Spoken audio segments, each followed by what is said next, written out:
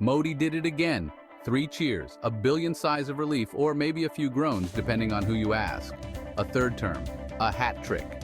Whatever you call it, Modi's back in the driver's seat, steering the world's largest democracy. But this ain't just any victory lap.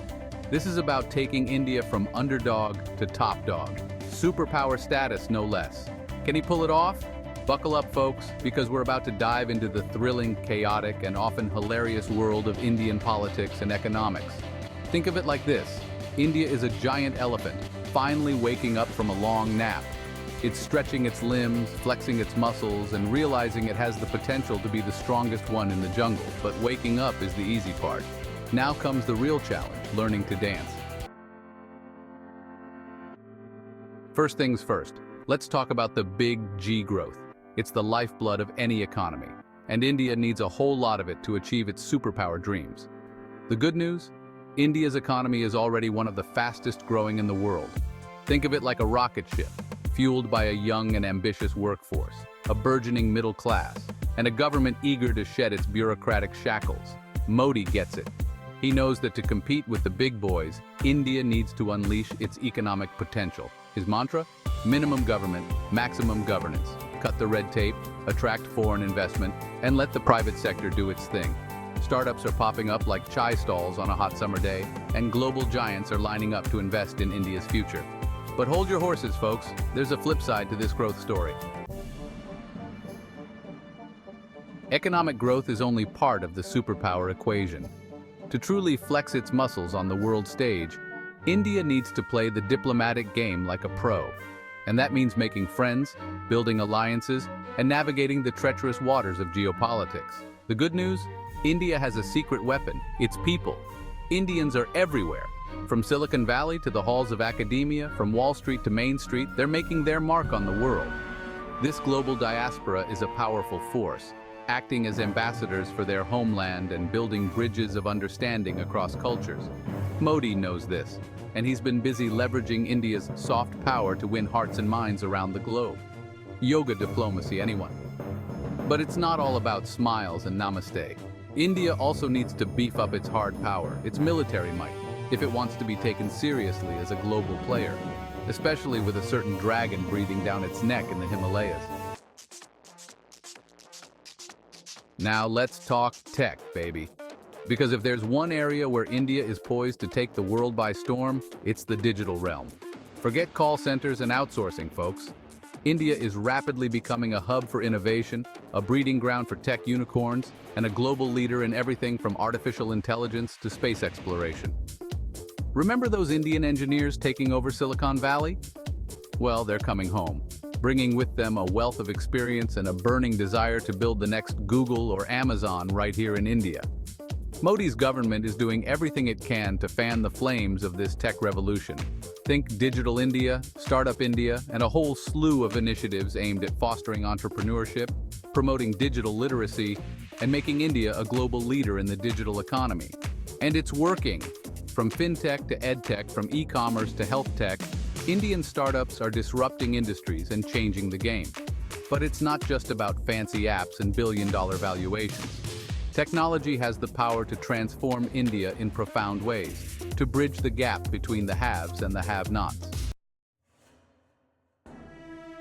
Make in India, they said, from samosas to smartphones. Remember that Make in India slogan? It's not just a catchy phrase, folks. It's Modi's grand vision to transform India into a global manufacturing powerhouse. The goal? To move beyond services and software and become the factory of the world, churning out everything from cars and computers to, well, maybe not samosas, but you get the idea. Think China, but with a democratic twist. And there's potential, lots of it. Cheap labor, a young and growing workforce, and a government eager to attract foreign investment. Plus, with global supply chains in a state of flux, companies are looking for alternatives to China, and India is perfectly positioned to step into the void. Modi's been busy setting up special economic zones, offering tax breaks, and cutting red tape to make India a more attractive destination for manufacturers. But there are challenges too. Infrastructure bottlenecks, bureaucratic hurdles, and a lack of skilled labor are all holding India back. Jobs, jobs, jobs. The elephant in the room has an appetite. Now let's talk about the elephant in the room, the one issue that could make or break Modi's superpower dreams. Jobs.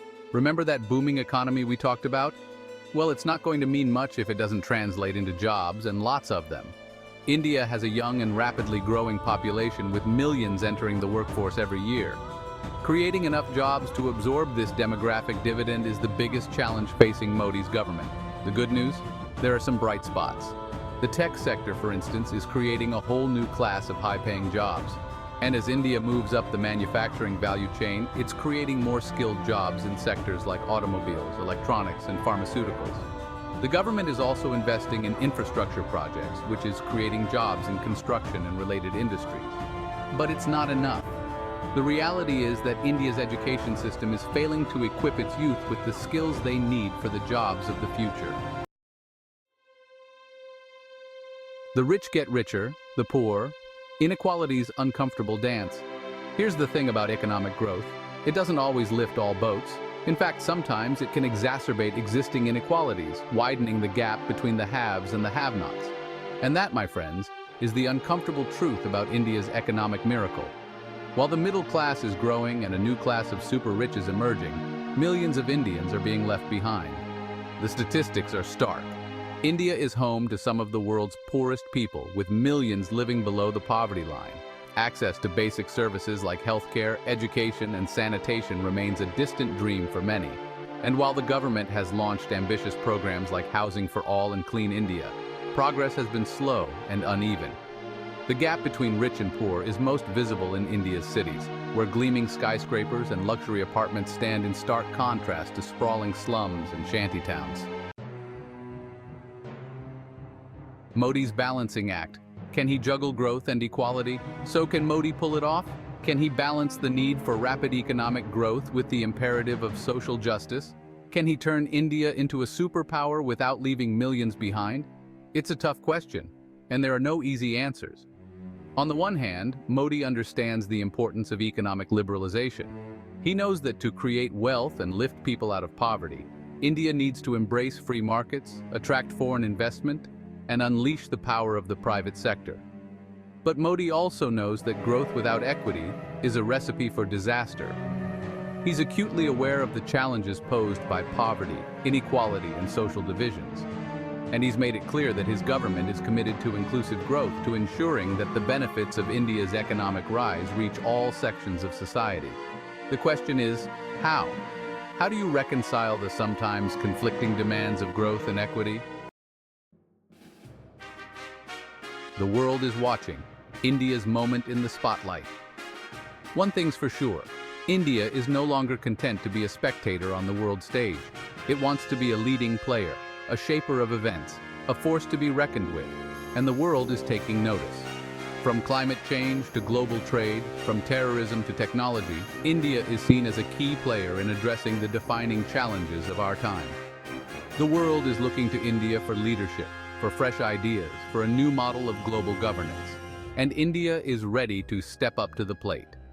Modi's vision of a new India is not just about economic growth and military might. It's about reclaiming India's rightful place on the world stage, about being a voice for the developing world, about shaping a more just and equitable global order. This newfound assertiveness is evident in India's foreign policy. Superpower or superflop? Only time will tell. So there you have it. The challenges are immense, the stakes are high, and the outcome is far from certain. Can Modi lead India to superpower status? Can he unleash the country's economic potential while also addressing its social challenges? Can he navigate the complex geopolitical landscape and secure India's place as a leading power on the world stage? Only time will tell. But one thing's for sure. India is a nation on the move. A nation brimming with energy, ambition, and a deep-seated belief in its own destiny. The elephant is finally awake, and the world better be ready. Because India is coming, and it's bringing with it a whole new set of rules to the global game.